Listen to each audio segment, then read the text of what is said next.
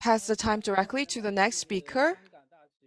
Our next speaker is Dang Xin from the University of Hong Kong, postdoctoral research fellow, and we talk about epigenetic-assisted rapid adaptation of oysters in response to ocean acidification. So, please, Dr. Dang, allow me to share my slides first. Thank you, SSE, for hosting this symposium, and thank you for your introduction, Dr. Jiang. This is a great opportunity for me to share my work with you in my postdoctoral studies. And my topic today is epigenetic-assisted rapid adaptation of oysters in response to ocean acidification. So it's almost lunchtime now in China, and oyster is often seen on the table. It's quite commonly seen as an edible species, and oyster as an important aqua product. It provides proteins and minerals and essential amino acids. In terms of production, China is one of the largest exporter or production of oyster in oyster aquaculture. And even though we produce or we cultivate a lot of oysters, but we still encounter a lot of problems. For example, pollution. And for example, 25% of the carbon emission is absorbed by the ocean, and that led to ocean acidification. Oyster as a shellfish is very sensitive to acidity, so ocean acidification would be influential, impactful to the growth and culture of oysters. And my doctoral and postdoc research are focusing on ocean acidification. And previously, I was looking at the epigenetic-associated carryover effect of OA in oysters, OA as in ocean acidification. So all the oysters are artificially fertilized, and there are two different groups. One is an acid in the land and in two different regions with different levels of acidification, and we collect and test on these different results. And from this program, we learn that the DNA transcription and phenotypes have strong correlation, and that also respond to wild oysters in natural environments. And we learned that epigenetic-associated carryover effect may be important to oysters. And we conducted relative studies, and we found that it has a regional feature or characteristic to the carryover effect. So the work focused on within the same species, from growing from adults to larvae to adults. And we know that ocean acidification is a slow process. So we want to examine whether OA has a generational effect on oysters, and how an oyster may be adaptive to these different to the changes. So we designed a transgenerational experiment starting from F1, that's a parental generation, and then to F1 larvae, and all the way to F1 adults. And we would also, and then through artificial fertilization, we produced F2 generation, and there are two separate process as well. So there will be 4 different groups. As F2 grows to 3 months old, we looked at, we measure and we sample the F2, and we began sequencing the F2. And this is the pH document document for the entire experiment, and that took place around for 1.5 years. And we found the PAs in first 10. For F1 generation, we conducted the analysis. We learned that the the growth and survival are not significantly different between OA or other experiments. But for F2 generation, there is significant difference. The OA adapted F2 would the survival rates between the two an OA adapted F2 generation or an ambient adapted are very different. So compare to the for comparison, the comparison group is more sensitive to OA, and the OA adapted F2 is more resistant to acidification. And here's our hypothesis. Our first hypothesis.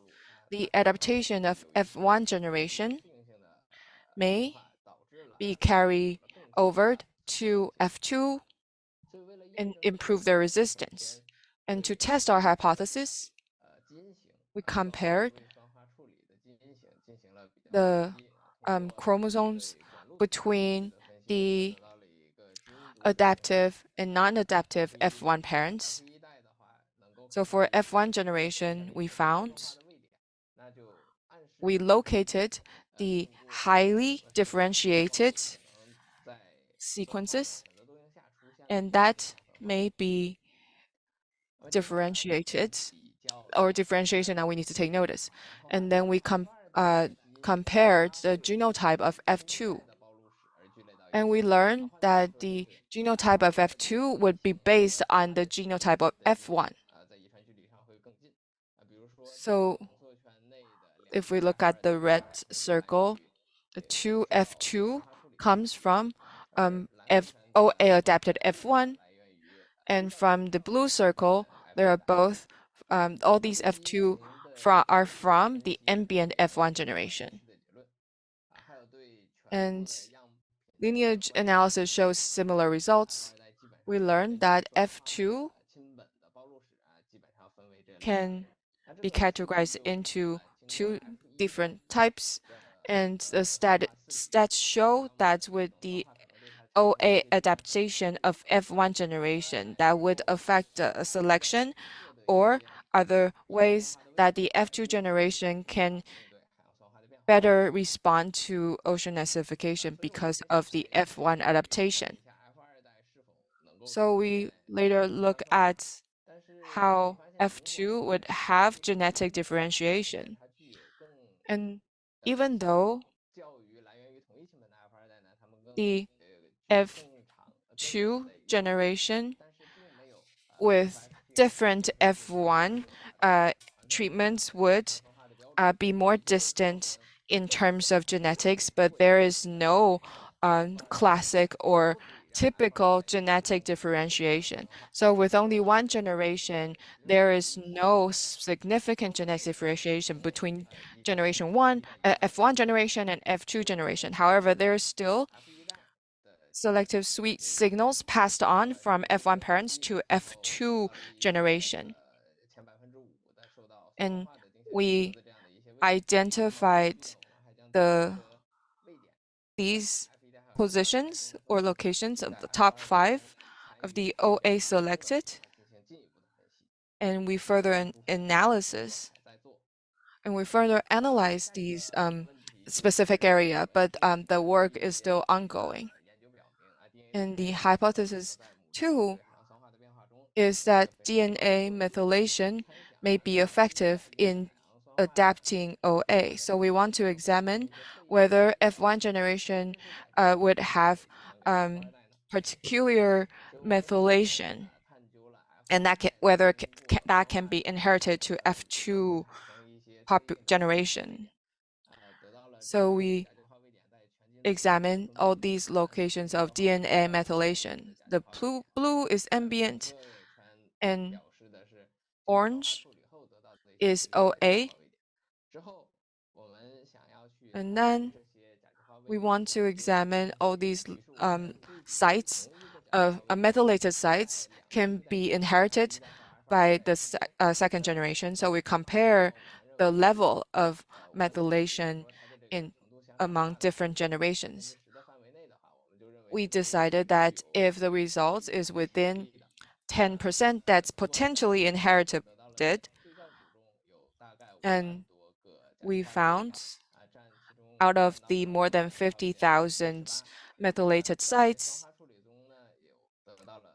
there, so out of 30,000 sites, 50,000 were inherited, so that's more than around 18.4%. So we learned that there will be about 9,600 genes that can be inherited across the generation. And we examine all these genes and we want to examine whether how it inherited in all three different levels. And we found 359 inheritable methylated genes that account for the deviation, 15.7% of deviations in the F2 generation. And we found that all these genes are concentrated in terms of immune response, substance synthesis, and energy metabolism. And perhaps how these functions allow the F2 generation be more resistant to acidification. So in conclusion, oysters from exposed parents show a higher tolerance to ocean acidification. And after one generation of exposure to OA, the offspring may acquire divergent sites from the genome level. And long-term exposure or modification may create DNA methylated sites that can be heritable, and that's shown in gene expression of the offspring generations. However, this is a preliminary research. We still have a lot of work ongoing. For example, the divergent sites that we found in the F1 generation, we want to further examine the effects or functions, how these genes are present in the F2 generation. And we know that most DNA methylation occur in a specific section. And however, if CV section is mutated, that would also affect the level of methylation of the DNA. And also, we also need to understand the functions of the epigenome and how they affect the epigenome, the phenotype that we observe. And this is my presentation. In my doctoral and postdoctoral studies, I research on ocean acidification and how it affects oyster culture. And recently, I moved on to whether genome, epigenome, gene expression, and phenotype can explain how oysters are more adaptive to ocean acidification. Because in my previous studies, I focused on aquaculture. So in terms of evolution and genome genomics, I'm only just started. So I look forward to further exchange and collaboration with you. And I'd also like to thank my mentors during my doctoral degree and postdoc research, Dr. Juan Diego and Dr. Rehan and Dr. James Lim. And this wraps up my presentation. Thank you.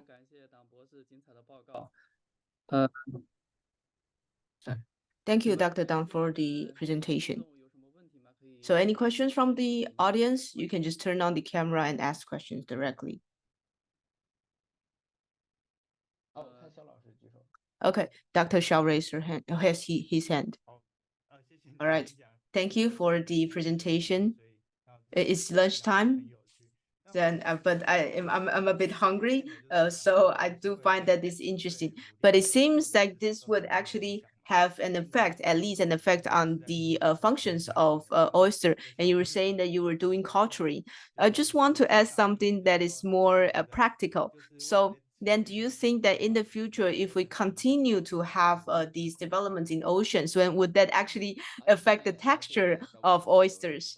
Thank you for the question. That's a very interesting question. I actually myself, I also interested in it. And I think we already have some like initial ideation. In oyster, they actually have an immune resistance. So I do believe that if we actually uh, analyze some like technical natures and everything, I think there's no significant differences for these two for the oysters. But we also have an ongoing experiments. We have a 2-year projects where they have been affected for about 2 years. So we want to also know that for this long term, because we know that the ocean will continue to develop this way. So we also want to know that through this development, would that also be actually affected the maybe the texture, that even the taste of oysters. And yes, that's an ongoing job. So hopefully in the future I can also share with you the results. Thank you. All right. Thank you. I personally have a question. When you are doing the research, did you find some specific positions or locations to actually resist the that and also the acidifications of oysters, or are you trying to do anything in the future within that system? So how do you verify that, okay, for this location points, is there actually a function in this? Do you have any thinkings or research into it? Yes, thank you for the question. Actually, for the acidity, is it would that have a direct impact on which point and gene point? Currently is not yet confirmed. And they are not yet certain. We actually did some studies. We actually compared different species, such some shells and also some soft animals and also some corals, and see how their reactions and how they're infected in genes in with acidification. But we don't really have a very clear conclusion on which gene points, gene locations will definitely be seen effectiveness of acidification. I'm always also curious about that, but we're still looking into it. The second thing is that in the future verification process, um, doing like separations of oysters and the identifications of DNA. Maybe we can do some double string RNA to try to do this, but with some higher level approach, such as completely separating the genes. Currently, we don't have such mature technology. I know that there are some researchers looking into these projects, and they reached some initial results. But overall speaking, the fatality rate is quite high. So at least in oysters, that technology is not quite mature. Thank you very much for your response.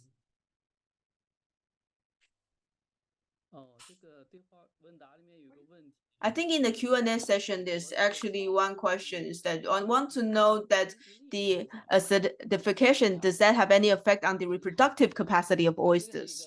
Well, that's also a very interesting topic. That's also something that I want to know. Actually, we've done some analysis, and well, because we have limited time here and only sharing this project, so I didn't show this to you.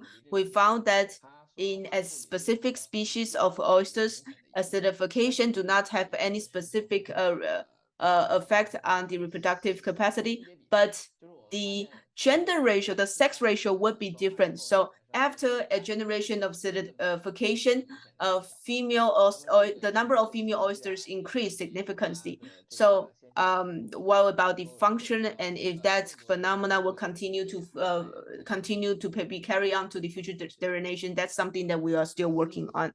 All right, Professor Shi, do you have any question? I have a simple question. I want to know. So after acidification, does that mean that your production will be affected? for culturing. Yes, yes. So when we first focus on this issue is of course because the farmers also share with us their feedback. So it seems that we still have high productions in oyster in China. However, in reality, based on the feedback from the farmers, every year the fatality rate continues, and sometimes the rate are even higher, even 90 or 80% of fatality rate. So we're also looking into it. We're also seeing that, what are some of the reasons for it? Because if we compare the non production number in 10 years ago, the mortality rate was not that significant. So I think that there are some changes, maybe the cultural environment changes or the scale of culture actually lead to the mass fatality rate of oysters. So we're also looking into the reasons. For instance, is it because of the rise of the temperature? Is it because of the ocean acidification? Or is it because of other reasons? I think that's a more complex reason. We we we uh, but we are not yet sure whether or not acidification has the impact. But if we base on the the research in lab, the nymphs would have a very sensitive response to acidification. The mortality rate is even 70 as high as 70% for nymphs. However, if I continue to do the acidifications for 1 or 2 generations, the mortality rate would drop. So we do think that they actually adapt to the environment as well. Okay, thank you very much. 好的，谢谢党博士的报 Thank 告。you, Dr. Dang, for the presentation and 在 the 场还有什么 response. 问题吗？Any further 我想 questions? 请问，I have a question. Can you hear me?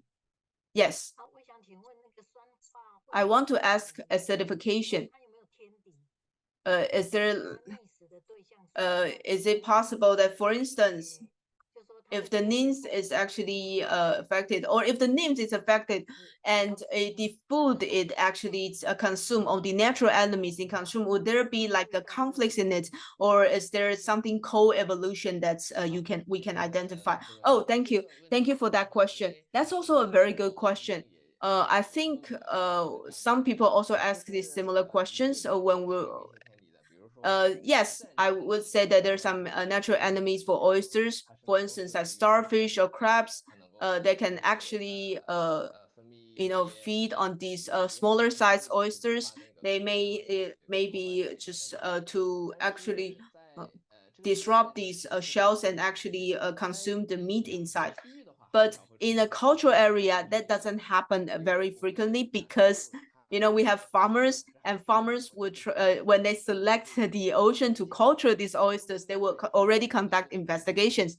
And if there are a lot of natural enemies for the oysters, they certainly would not choose to culture the oysters there. So in terms of culture, the effect of oysters is the effect of natural enemies on oysters is very limited, but in natural environments it's different. I think that's a very good research. I'm not here to criticize you, but can we have like a control group with the wild animals? That would be even more perfect, because all of those are more domestic oysters, because these are chosen by human, right? This is not actually chosen by natural selection. So it's already in a fixed environment. Yes, but yeah, you will need to do this before you go to the wild oysters. Yes, indeed. We are also interested in wild oysters. So recently, we also look at the changes of wild species, and we also want to work with overseas researchers to see if there are some areas they may have lower acidifications process. Then maybe we can do some comparisons, and we can do some studies on the food chains. I think that would definitely give us more comprehensive findings. Thank you.